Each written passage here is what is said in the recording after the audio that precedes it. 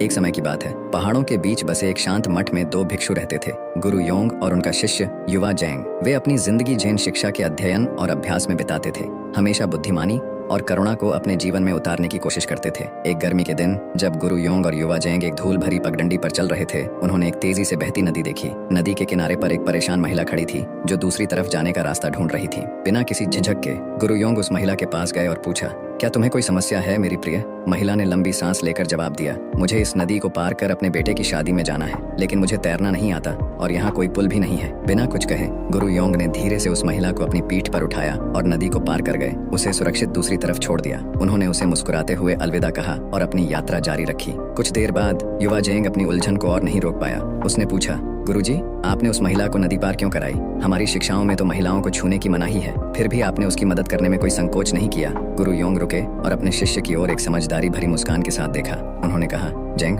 मैंने उस महिला को नदी पार कराई और उसे दूसरी तरफ छोड़ दिया, लेकिन लगता है तुम उसे अब तक अपने मन में ढो रहे हो। युवा जैंग की आंखें खुल गईं जब उसने अपने मन की गहराई से इस घटना के जुड़ेपन को समझा। उसने गुरु के इस गहरे सबक को समझा, उन विचारों और उनके साथ जुड़ी हुई बुरी यादों को छोड़ने का महत्व जो हमारे जीवन को बोझिल बनाते हैं। अपनी यात्रा के दौरान युवा जैंग ने इस सबक पर विचार किया और इसे अपने जीवन पर लागू करने की ठानी। उसने महसूस किया कि जैसे उस महिला को नदी पार कराया, वैसे ही वह अपने पिछली गलतियों, भविष्य की चिंताओं और दूसरों के प्रति मन में बिठाई हुई नाराजगियों के बोझ को ढोता रहा है। नई स्पष्टता के साथ युवा जैंग ने हर पल को पूरी तरह जीने और अनावश्यक बोझ को छोड़ने का संकल्प लिया। वर्तमान क्षण को सजगता और करुणा के साथ अपनाया। उस दिन से उसने जीवन की चुनौतियों का सामना एक हल्के दिल और खुले दिमाग से किया और अपने गुरु की शिक्षाओं की बुद्धिमत्ता से प्रेरित होकर एक बेहतरीन जीवन जिया।